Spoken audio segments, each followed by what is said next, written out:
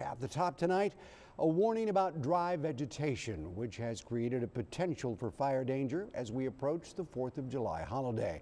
Of course, the big concern is where any fireworks land. And today, area firefighters were able to keep a brush fire from getting out of control out near Odem. Just one example of how fast the fire can spark in these dry conditions. Our Bill Churchwell was there for us, and he joins us now with details. Bill? Rudy, exhausted firefighters not only having to battle the flames, but also working through the heat of the day. While some South Texas communities have enacted burn bans ahead of the holiday, firefighters know the potential for wildland fires will still be high. A grass fire spreading fast just off Highway 77 out near Odem. The cause, most likely chains being dragged from a vehicle that ignited a small spark.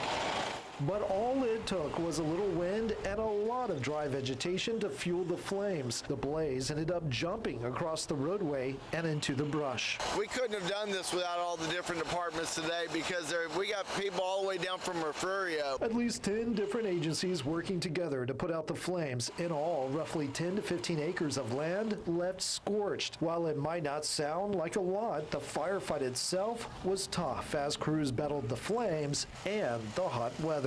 Just because it's so labor intensive in this heat. Forced to rotate going in and out to prevent firefighters from overheating. Firefighters fear they could see even more calls over the 4th of July holiday, with the main concern focused on fireworks. Conditions right now are drying out. We're almost at the extreme level, which is 500 on the Keach index, and it's going to make it very dangerous for the 4th of July. That's the threshold for a burn ban. A number of South Texas counties have already enacted one, but so far, Nueces, Jim Wells, San Pat, and B counties have not. Everybody knows it's hot out there and it's dry. Randy Page is the fire marshal for Corpus Christi. He is also sending out a reminder that setting off fireworks inside city limits could carry a $2,000 fine for each package if you're caught. You just got to be careful, even if you're doing fireworks out in the county in a legal place, and take those precautions we talk about, have some kind of way to put it out.